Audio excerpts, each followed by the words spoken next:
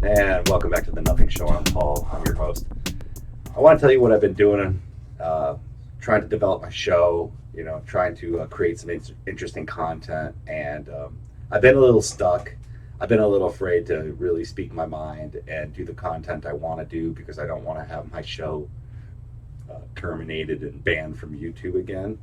So I've been taking it really easy, like I said I would. I've been just trying to develop some solid content that won't get me banned. But of course, that turns into being incredibly dry. So I wanted to spark some interest in my show. I wanted to get my name out there. I just want to get in the conversation. So I had the brilliant ideas. I'm just going to reach out to the A-listers, right? I'm just send them some emails. What's the worst thing that can happen, right? The worst thing that can happen is they won't say anything to you. They say, not really that interested in your micro show. That's at least something, right? And so, although I respect everyone in the crypto space, and I always try and find something that I enjoy about them instead of trying to find something that I don't. Obviously, the biggest names are the easiest to pick on, and I try and avoid that. I think it's cheap and easy. So I was having a brainstorm and came up with a couple names that I was interested in talking to. So wrote some emails, sent them out. I sent a couple to some real A-listers, and then I sent a couple to some not so A-listers, just to try and I thought maybe I'd have a better shot at getting like a B-lister to talk to me, which was a bad idea, I think, because if you're gonna, do something, shoot for the moon, So lesson learned, because an A-lister got back to me, and it's a funny story too, because, excuse me, I was kind of hard up for some content. I wanted to make a video. I didn't know what to make it about. I keep beating this crypto things to my Facebook friends that don't care about crypto, so they don't have much to say about it. So I wanted to do something that was meaningful, and I was trying to think of a project, an episode we could do. And the Slavic women website that I came across when I was doing another research that I mentioned in my last show. Again, when I came across it sparked me as this is just a front for human trafficking, and I was going to do some investigative research into this website, or look at them all, or try and get into it and see if I couldn't maybe talk to somebody and just to figure out what this is really about, because it doesn't seem legit to me. I can't imagine anyone wanting to sell themselves on the internet for the desperate hopes of having a better life in another country. It just doesn't seem right to me. So I was going to get into it. So I go to this site, and I'm immediately like, this is just a bad idea. I'm going to end up with a Slavic wife or something. So I created an account, and it says, okay, you got to verify your account. Go check your email. It could be in the spam account, because I look at my email almost every day, because like I said, I've written these letters, and I've had other correspondence with some other crypto people that I've been trying to line some things up with. So I keep an eye on it, but not so much on the spam folder, right? Because who looks at spam?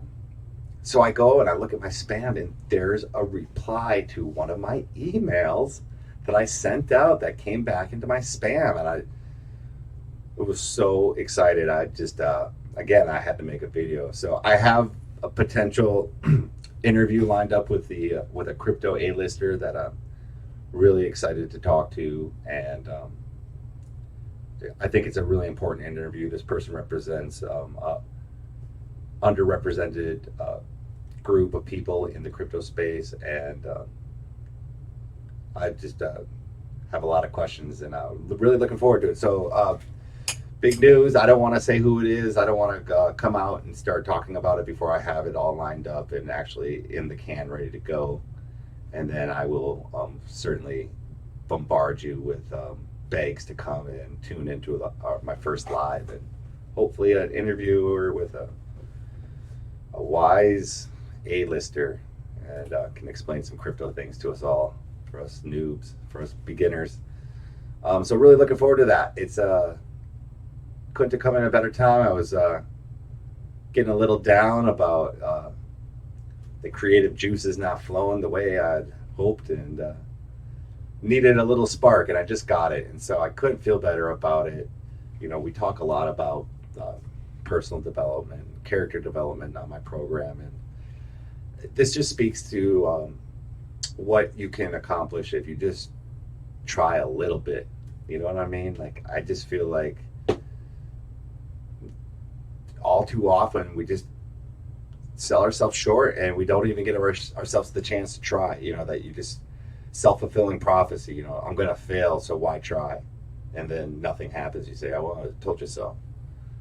So I ditched that mentality. I just put myself out there. I just said, I'm going to do it. Who cares what happens? And I got a good result. And I just think it speaks to what you can do when you put your mind to something and go after it, regardless of whether or not you know how to get there. Just get on the road and go. And that's what I did, and now I couldn't be happier. So I have an opportunity, hopefully, to make some real content, to make my show a little more interesting, and hopefully reach an audience and get this thing really moving in the right direction. So I just want to come out and tell you guys that I'm super excited to bring you guys some new content and do some interesting things on my show, and hopefully I can nail down this interview and do a good job and impress everyone with my interviewing skills, like in-depth questions, the tough questions. Probably not. Probably going to throw up some softballs and just let them hit them out of the park, because that's probably the right thing to do. But anyway, I just wanted to check in with you guys, let you know what I'm up to. We got big things coming. Couldn't be happier about it. So stay tuned. I will let you know when I know more, but I had to cut a little episode to tell you how excited I am about the content I'm about to be bringing you. So with that, let's get into something else. So after becoming inspired by my recent success and taking some action, I decided to take some more action into something that I also feel strongly about. I have just moved back into a well-established ghetto neighborhood. I've lived here in this neighborhood for several years in the past, so it's not something that's new to me, but we have a homeless camp right around the corner from me, like less than a block away. And I just don't think it's good for the neighborhood. I don't understand. I understand, first of all, that the homeless have to have a home somewhere. They have to live somewhere. But why it has to be on my block is why I don't understand. Even though I get it, we're in a ghetto, it's where they congregate, it's where they like to hang out. But they've got, you know, their little tent city set up, and every day there's 10 or 20 guys hanging around the corner. And it's not a good look for my neighborhood. It doesn't feel safe. I have nothing against homeless people in general, but I think we need to find a solution for this, because it's not a good look for my neighborhood. And I care about my neighborhood. I care about where I live, and I'm going to take some action. So jumped on the old internet. Thank you, Al Gore. And found out who the president of the ward is that I live in. And I'm going to send her a letter. And again, I've written this letter. I haven't quite sent it out yet. I want to proofread and make sure it's coherent before I do so. And again, I'm not going to attack her or demand results. What I'm going to do is put my name in the hat and say I'm willing to join to the discussion and try and be part of a solution here. And again, I know it's complex. I know that there is no easy solution for homelessness, and you can't just push them out of your neighborhood without them having somewhere else to go. So maybe we need to have a conversation there. But I know that when I go to other neighborhoods in Tucson, like Sam Hughes, which is an affluent neighborhood right after university, there's no homeless camps. When I go to the north side, there's no homeless camps. So I know that they get pushed around, and I know the police or the city or whoever's involved tolerate them in lower income neighborhoods because they don't have the political power to complain at the level that someone with a lot of money can, and with neighborhoods with HOAs and ties to their representatives. You just don't have that in lower income neighborhoods that are typically a lot of renters, and they're not well organized, and so they get the short end of the stick. It's a common theme in this country, and I'm tired of it. So I'm going to take a little action, and we're going to at least make somebody talk to us about it and tell us why they don't want to do anything. Because I know it's been going on a long time, and I've seen this throughout so many cities that have just been decimated by homeless camps. These beautiful cities. Seattle comes to mind right off the top of my head. San Francisco, where, and again, I don't want to get political about it. It's because we haven't found a good solution for homelessness, and that's really at the tip of the iceberg here. How we deal with homelessness in this country, in our cities, and certainly now at the local level. So I'm going to get involved. I'm going to take a little action and see if we can't make a little progress. Again, my intention isn't to attack anyone or to,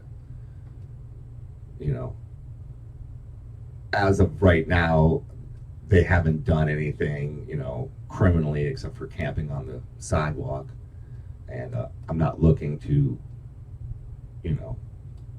add to the problem. But, there's a bar 1 block from my house, literally like 1 block. And I just never drink. I don't really drink that much, but they've got Guinness. It'd be nice to stop in and have a Guinness every once in a while. But to walk that 1 block home, because I won't drink and drive, and calling an Uber for literally a 1 block ride seems a little ridiculous. But that 1 block, even as a, big dude, I don't fear many people. I don't fear anyone, but you got to be smart. Any clown with a gun can rob you or hurt you, so it really does. It seems like a dangerous walk where the potential for having some kind of encounter with someone that's out to probably do you some harm. It seems a little higher than what it should be. So I'm going to do something about it, or at least I'm going to try. I'm not going to just take it, laying down, my eyes closed, my head in the sand. So that's it. I'm going to wrap it up, get this thing out to you. Looking forward to doing a big interview with maybe a possible A-lister. Super excited. Till next time. Peace.